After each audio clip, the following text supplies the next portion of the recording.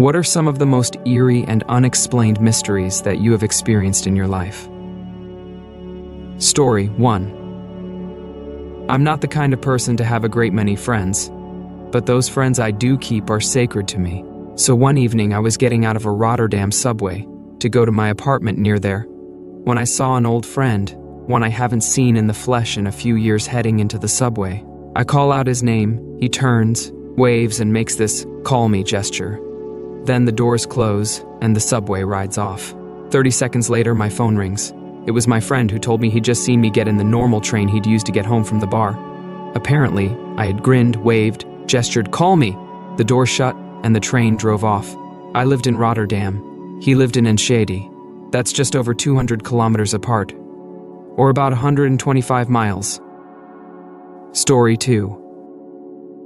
I've got a couple. When I was about, a neighborhood buddy and I were camping in the woods. In reality, we were a couple acres behind his house in some forest that backed up to a state park, but that was about as close to camping as I was comfortable with. We had one of his family dogs with us, a beautiful and very protective mutt named Abby. She wasn't the type to startle easy. In the middle of the night, we started hearing movement in the forest, and Abby started growling and sniffing the air. Probably a deer, we assumed, until we unzipped one of the windows of the tent a bit to look outside and clearly saw a human figure in the moonlight. It seemed to be standing by a tree just watching us. We kinda spooked ourselves and decided to quietly get our shoes on and bolt back to his place and abandon the camp for the night. As soon as we opened the tent, Abby bolted at the figure, who ran off into the night. She eventually made it back by morning. The other one is much shorter and a bit more strange. I grew up in the South, and a lot of late summer, early fall nights it will cool off and get really super foggy. My maternal grandfather turned his old family farm into a subdivision where I grew up, so he knew the area well. We were always warned about deer when we started driving, because they were all over the place. I was around and driving home one night in the fog, fast and invincible as teenagers are. My grandpa had died a couple years earlier, and I swear I heard him say, "Turn your brights on," more in my head than anything else. I was startled but did as I was told, and there was a group of deer crossing the road that I never would have seen otherwise. I didn't say anything about it to anyone. The next morning, outside my bedroom door, my mom had put a pack of those deer whistlers that you put on your front bumper to scare deer off. My mom had a dream where my grandpa told her to buy me some. That one still comes up in conversation 15 years later. Story 3. Still to this day, I have no idea what went down here. About a year ago now, I was sitting at home watching a movie and noticed out onto the backyard patio a man standing there looking straight up in the air, as high as his head would go, almost looking backward. Scared the living crap out of me. Person was as still as a board. He was dressed in very nice clothes though, a royal blue suit with brown shoes, which didn't really fit the scene. I grabbed my cell phone and watched him for a minute to see what he was doing before I'd call the police. Out of nowhere, he shook his head, almost out of a trance, and looked around to see where he was. He took his cell phone out and started making a call. At that point, I opened the sliding door, with the screen still being shut, and asked if he was okay. He sounded very frantic, and said he doesn't know how he got there. I told him where he was, and apparently he lived a few streets over. He walked out the side gate, after apologizing profusely. I've seen him a few times in passing, and he seemed extremely normal, drives a Porsche Cayenne. No idea WTF that was about. Story 4. I used to work in a crisis shelter when I was in my early 22nd. We had a small walk-in room with a solid lock on it to store anything that could be misused by the residents, such as medications, cleaning chemicals, kitchen knives, etc. One night the residents had settled in to watch television while I completed some paperwork, and the door to the medication storage room swung open by itself. I thought perhaps it had not caught properly last time I closed it, so I just pulled it shut and thought nothing more of it for the next few minutes. It swung open again. I pulled the door shut and this time jiggled the handle several times to make sure it had caught, and got one of the residents to also test it. It was definitely locked solid. A few minutes later, it swung open again. Wanted to nope out of there but was stuck on a 12-hour sleepover shift. After that, it never happened again, but the residents spun a huge story about the ghost of someone who OD'd in the medication room, which became part of the shelter folklore. Story 5.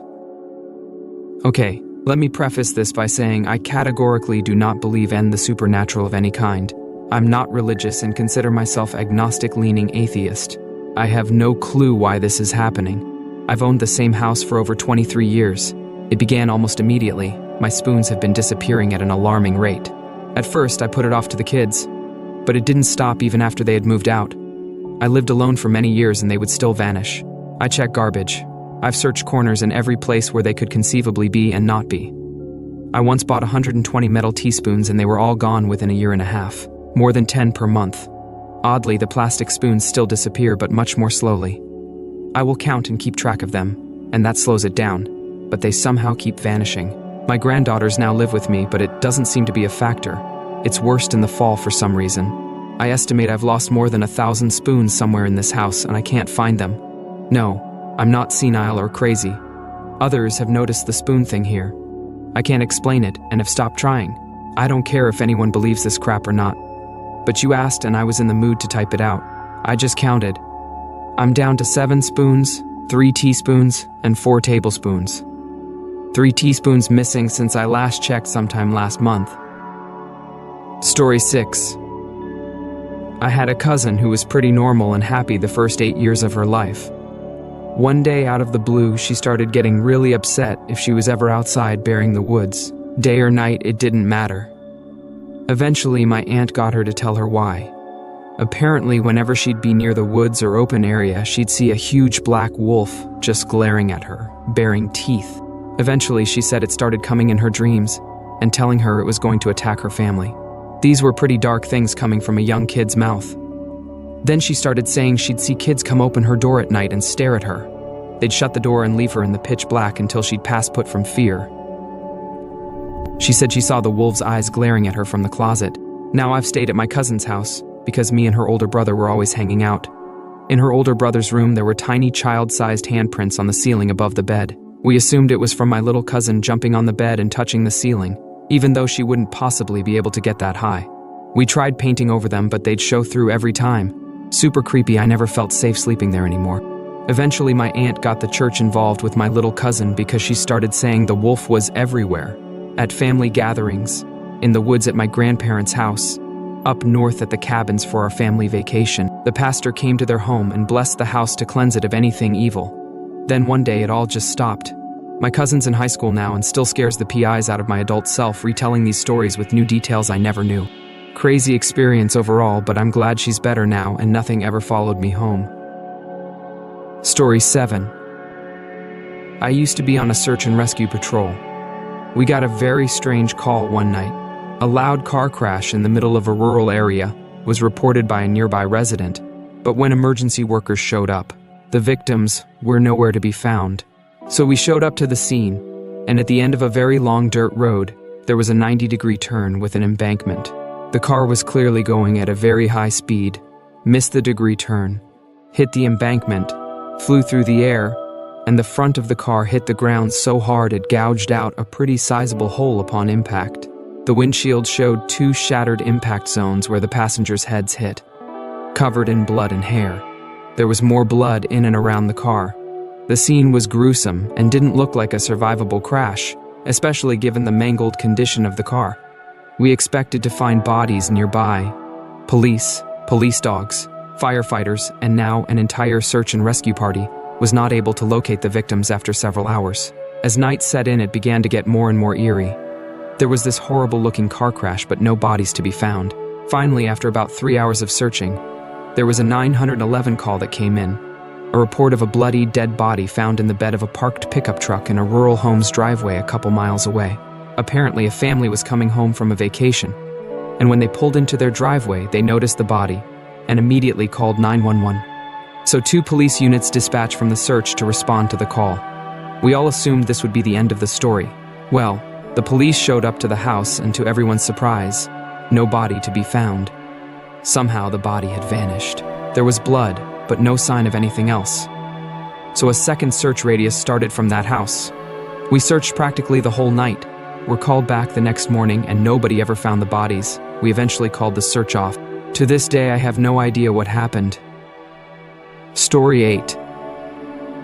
Okay, so me, my 12-year-old brother, and my dad visit Pakistan to see some relatives. This was my first ever trip to Pakistan, as I'm from the UK, and so everything came as a shock to me. But the most chilling thing I have experienced was during this trip. We all go to a family member's house, and me and my younger brother decide to go upstairs alone and just explore the house as we had been there for 3 hours and were bored. I think I need to explain that my brother is always joking, never serious for a single second, and this is the only time I have ever seen him show such dread and fear in my life. We go up the stairs and down the hallway, where there is a completely pitch-dark room, which I am currently walking towards, and I look back and see him frozen on the stair steps, just staring at the room in horror. Me being confused, I ask what's wrong, and he says something coming from a joker like him, sent chills down my spine. This whole place isn't right. There is so much pain and suffering here. And then he ran back downstairs not saying a single word until we left that house. When I asked him, he just kept saying, "That house is messed up. I'm not going back. There's something wrong with that family." 7 years later, I got the full truth after my dad reluctantly told me the story, and this makes everything 1,000 times worse. The house used to belong to a guy who attacked his daughter, who had severely disabled triplets, and when this happened, he attacked them all and threw himself in front of a moving train. There is no way my brother could have lied, faked, or even knew about this story, considering neither of us can speak the language. And he still says that his whole body told him to stay away from the upstairs and had terrifying thoughts just looking at the room. He's the type of person, if he was lying, to just admit he was lying 2 minutes later, just so he can laugh in your face. So the fact that he was sensed about the history and his reaction is just unexplainable how he knew that. Story 9. My dad lived in a very old farmhouse with his new wife, her 2 children, as well as me and my 2 sisters every second week. This week, me and my youngest sister, around 8 to 10 at the time, were alone upstairs, my dad and his wife sleeping downstairs. Everyone except my youngest sister and me had experienced something paranormal in the house, and often talked about it during dinner. This obviously scares a 10-year-old girl who is already afraid of the dark. So this night, she came into my room and asked if she could sleep next to me.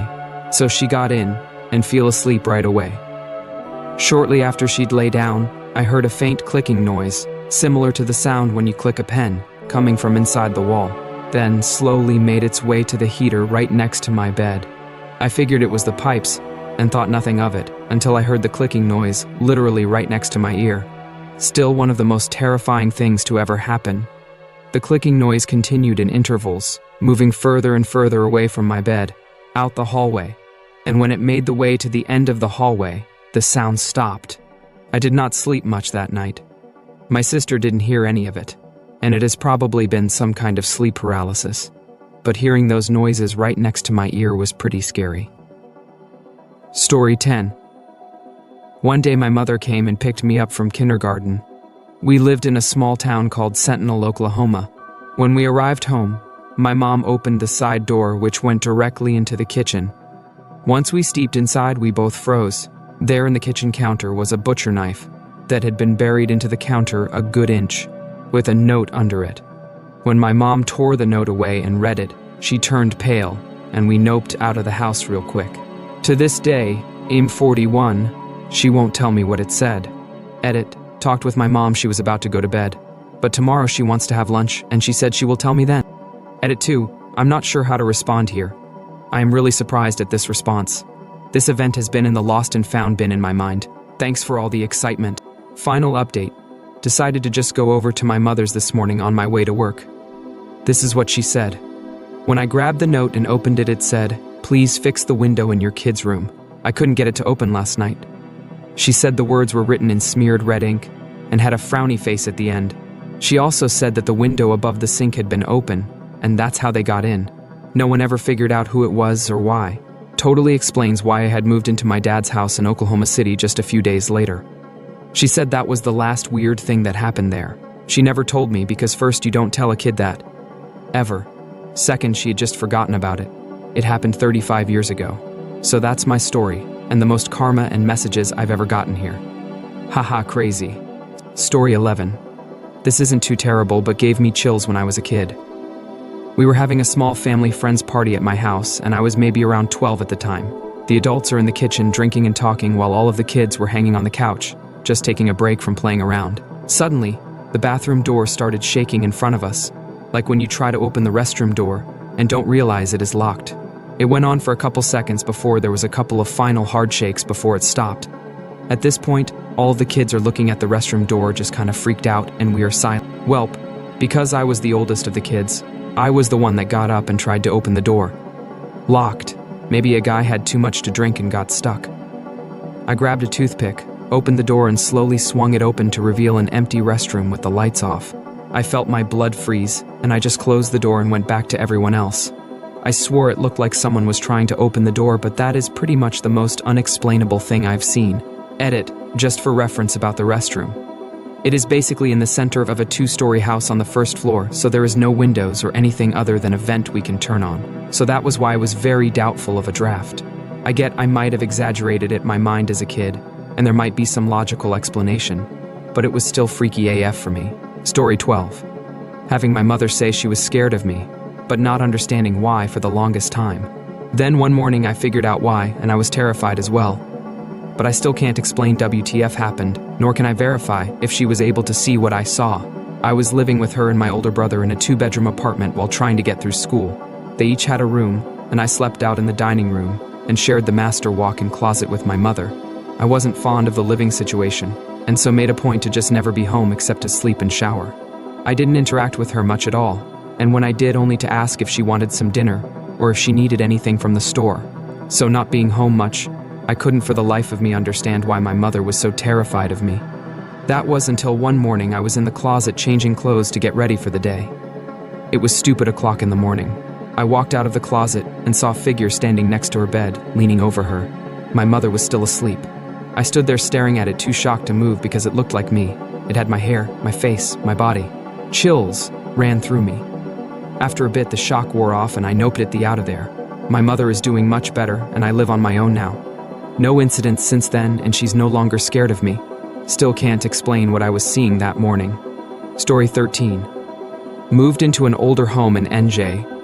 When I was much younger with my family, I was maybe 11 or so at the time. We were getting our stuff moved in and situated one day, furniture and such, when I noticed something very strange.